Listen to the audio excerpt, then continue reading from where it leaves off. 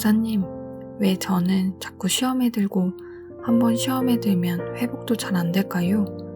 궁금합니다. 알려주세요. 답은 파손 중인 믿음, 파괴되어지고 있는 믿음을 가지고 있어서입니다. 만약에 내가 이런 믿음을 가지고 있다면 더 이상 교회 다니는 것이 무슨 의미가 있을까 하며 깊은 회의감이 드실 겁니다. 후회가 되고 비참한 기분마저 들 것입니다. 그렇겠죠? 이런 상태의 믿음, 근본적으로 해결하기 위해서는 믿음에 관한 전반적인 이해부터 다시 하셔야 합니다. 그래야 해결될 수 있습니다.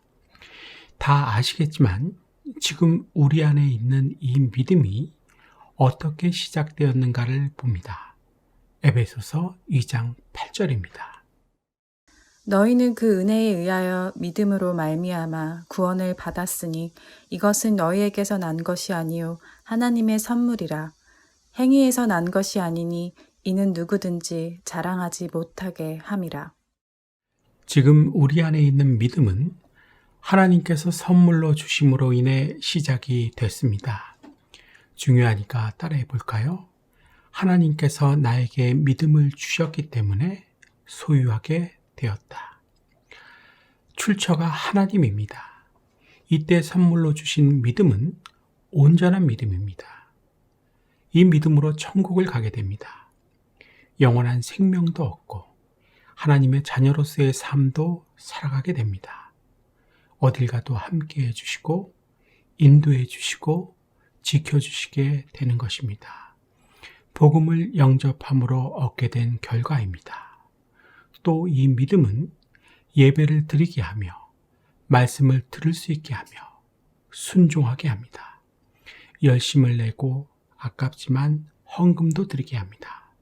실제로 항상 기뻐하고 쉬지 말고 기도하고 범사에 감사하며 살아가게 합니다.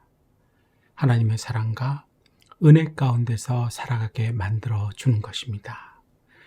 이 모든 것이 다 하나님께서 선물로 주신 온전한 믿음이 있기 때문에 가능한 것입니다. 이 온전한 믿음, 파괴되는 경우가 꽤 많습니다.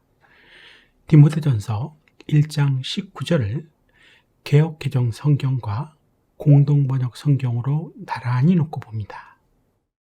믿음과 착한 양심을 가지라. 어떤 이들은 이 양심을 버렸고 그 믿음에 관하여는 파선하였느니라. 믿음과 맑은 양심을 가지고 싸워야 합니다. 어떤 사람들은 양심을 저버렸기 때문에 그들의 믿음은 파선을 당했습니다. 따라해 볼까요? 내가 양심을 저버리면 안에 있는 믿음은 파선한다. 믿음이 파선한다는 말은 믿음이 파괴된다는 뜻입니다. 그런데 그 이유가 뭐라고 합니까? 양심을 버렸기 때문이라고 합니다.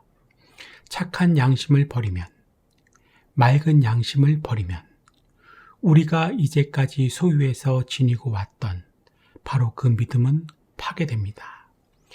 하나님을 향해 양심 없이 행동하면, 사람들을 향해 양심 없이 행동하면, 하나님의 종인 목사를 향해 양심 없이 행동하면 믿음은 파선을 하고 파괴가 된다는 것입니다. 지금 믿음이 혹시라도 파선 중이신 분 있으십니까? 믿음이 파괴되고 있으신 분 있으십니까? 그 이유를 이 시간을 통해 정확하게 알아야 할 것입니다. 하나님의 음성으로 들으실 수 있기를 바랍니다. 이렇게 파선 중에 있는 믿음을 가지고는 시험에 들거나 시험에 들 준비를 하거나 둘 중 하나밖에는 할 수 있는 것이 없습니다. 아무것도 못합니다. 따라해 볼까요? 시험에 들거나 시험에 들 준비를 하거나 둘 중 하나밖에는 못한다. 오늘 질문과 같이 자꾸 시험에 들고 한 번 시험에 들면 헤어나오지 못하게 된다는 것입니다. 사탄이 우리에게 최고로 기대하고 정말 바라는 모습입니다. 맞지요? 그런데 성도님들, 이렇게 된 책임이 납니까? 아님 사탄입니까? 사탄이 양심 없이 행동해서 이렇게 된 것입니까? 아님 내가 양심 없이 행동해서 이렇게 된 것입니까? 내가 양심 없이 행동해서 이렇게 된 것입니다. 내 책임입니다. 내 탓입니다. 이걸 분명하게 하셔야 회개할 수 있습니다. 사탄 핑계 대려고 하지 마십시오. 습관됩니다. 그러면 이렇게 믿음이 파손 중인 사람들, 이런 사람들은 이제 어떻게 살아가게 될까요? 십계명의 제1계명부터 어기기 시작합니다. 자기가 하나님이 되어서 자기 하고 싶은 대로 하며 자신을 위해 살아갑니다. 이때 떠오르는 적이 바로 예전에 좋아했던 본교회 담임 목사님입니다. 이제는 싫고 짜증이 납니다. 무슨 소리를 해도 듣고 싶지 않습니다. 파손 중인 믿음을 가지고 있으니 당연한 것입니다. 그래서 새로운 교회를 생각합니다. 이 교회 저 교회를 배회합니다. 인터넷으로 이 목사님 저 목사님의 설교를 듣습니다.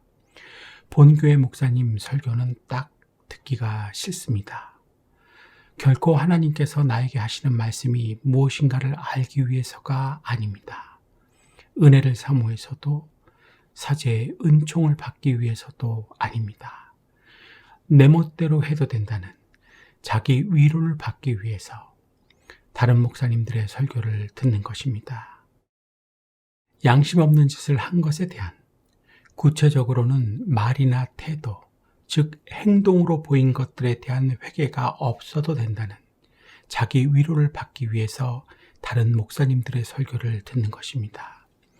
한마디로 자위행위를 하고 있다는 것입니다. 자위행위를 멈추시고 회개를 촉구하는 담임 목사님의 설교를, 하나님의 회개의 메시지를 진정으로 들으실 수 있기를 축복하고 기도합니다. 이렇게 다른 목사님들의 설교를 담임 목사님의 설교보다 더 자주 그때그때 취향에 맞게 들으시는 성도님들 굉장히 많이 있습니다.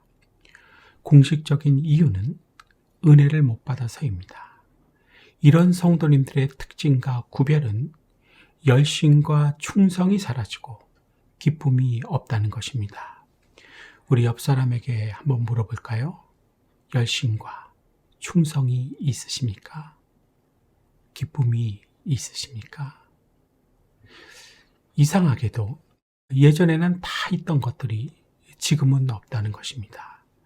처음 담임 목사님을 만났을 때는 있었는데 요새는, 지금은 없다는 것입니다. 한번 따라해 볼까요? 예전에는 있던 것들이 지금은 없다. 이것이 명백한 증거입니다. 무엇에 관한 증거입니까? 자기 위로를 받기 위해서 다른 목사님의 설교를 듣고 있다는 증거. 자기 하고 싶은 대로 하려고 하는 사람이 되었다는 증거. 양심을 저버려서 믿음이 파산하고 있다는 증거입니다. 이런 분들, 예수님께서 직접 담임 목사를 하셔도 은혜 못 받기는 마찬가지입니다. 참으로 슬픈 일입니다. 비극 중에 최악의 비극입니다. 그렇다면 파손 중에 있는 나의 믿음을 위해 내가 할 수 있는 것은 무엇일까요? 먼저 파산하도록 양심을 저버린 것에 대한 회개입니다. 맞죠? 그런데 열매가 있는 회개입니다. 회개에 합당한 열매는 예전의 열심과 충성, 그리고 기쁨입니다. 이게 없다면 회개한 것이 아닙니다. 하나님께 용서받은 것이 아닙니다. 다시 해야 합니다. 그리고 나선 믿음을 생기게 하는 것입니다. 그 방법이 로마서 10장 17절과 사도행전 8장 29절로부터 31절에 잘 나와 있습니다. 말씀 봅니다. 그러므로 믿음은 들음에서 생기고 들음은 그리스도를 전하는 말씀에서 비롯됩니다.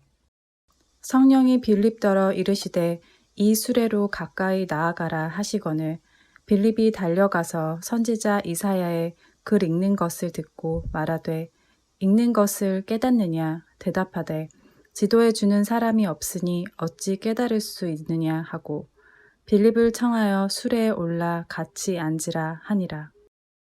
말씀을 듣는 것입니다. 그런데 어떻게 듣는 것입니까? 취향껏. 자기 마음대로 듣는 것이 아니라 사도행전 8장 31절에 기록된 대로 깨닫도록 같이 앉아서 지도해주는 사람을 통해서 듣는 것입니다. 말씀에 그렇게 기록되어 있지요. 이게 중요합니다. 따라해 볼까요? 자기 마음대로 듣는 것이 아니라 깨닫도록 같이 앉아서 지도해주는 사람을 통해서 듣는 것이다. 건강하게, 안전하게 하나님께서 원하시는 방법으로 듣는 것입니다. 나를 위해서 세워주신 하나님의 종인 담임 목사님을 통해서 듣는 것입니다. 열심과 충성 그리고 기쁨으로 신앙생활을 할 수 있도록 가르쳐준 담임 목사님을 통해서 듣는 것입니다. 침착하게 생각해 보세요. 하나님께서 이렇게 하는 것을 원하시고 있지 않으실까요? 맞지요. 사탄은 이렇게 하는 것을 방해할 것입니다. 틈만 나면 방해할 것입니다. 기회만 나면 방해할 것입니다. 인터넷을 통해서 내 마음에 드는 것으로 내 기분에 따라 아무거나 내가 골라 잡아서 내 생각과 뜻대로 듣게 할 것입니다. 말씀을 말씀대로 듣는 것이 아니라 내 지능과 프레임으로 조작해서 듣게 할 것입니다. 늘 말씀을 쇼핑하도록 만들 것입니다. 따라해 볼까요? 사탄은 하나님의 말씀도 옷이나 신발같이 쇼핑하게 만든다. 사랑하는 성도님들, 말씀을 건강하게, 안전하게 하나님께서 원하시는 방법으로 들으실 수 있기를 축복합니다. 똑같은 밥이지만 나의 어머니가 해주시는 밥과 다른 사람의 어머니가 내가 아닌 다른 사람을 위해서 해주시는 밥은 엄연히 다른 것입니다. 시험 들었다고 아무 밥이나 먹어버릇하면 안 될 것입니다. 이제 정리를 해봅니다. 질문이 뭐였습니까?